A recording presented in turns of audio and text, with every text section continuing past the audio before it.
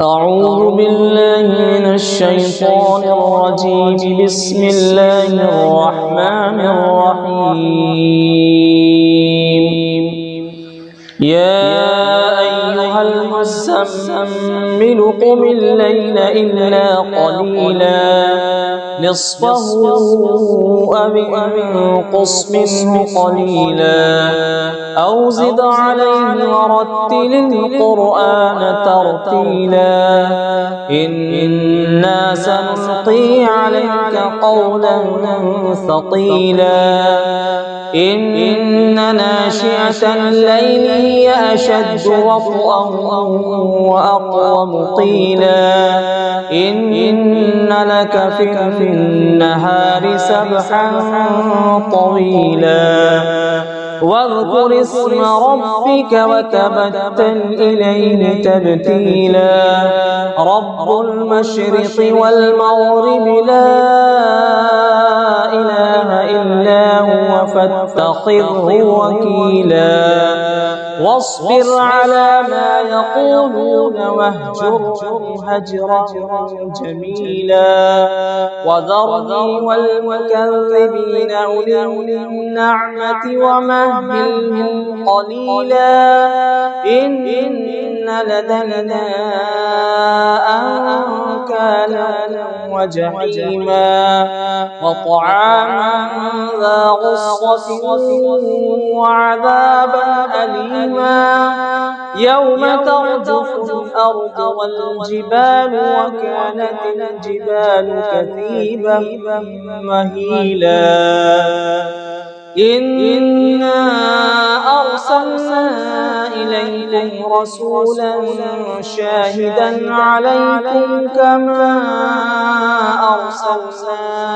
إلى فرعون رسولا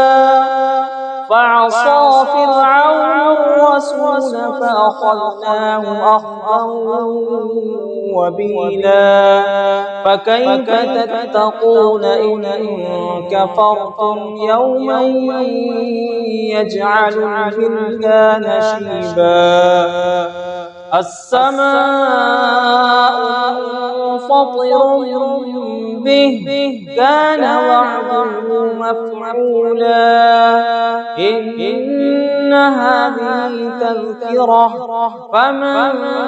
شاء اتخذ إلى ربه سبيلا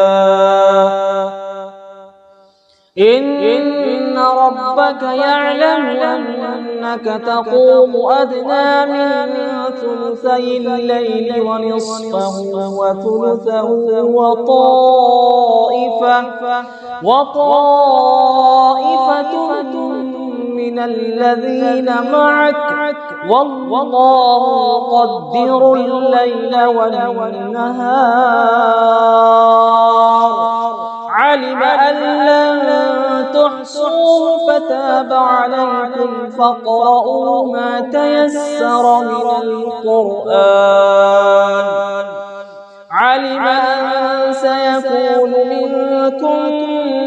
مرضى وآخرون يضربون في الأرض يبتغون من فضل الله وآخرون يقاتلون في سبيل الله فاقرؤوا ما تيسر منه وأقيموا الصلاة وآتوا الزكاة وأقرضوا الله قرضا حسنا وما تقدموا لأنفسكم من خير تجدوه عند الله هو خيرا وأعظم أجرا واستغفروا الله إن الله غفور رحيم.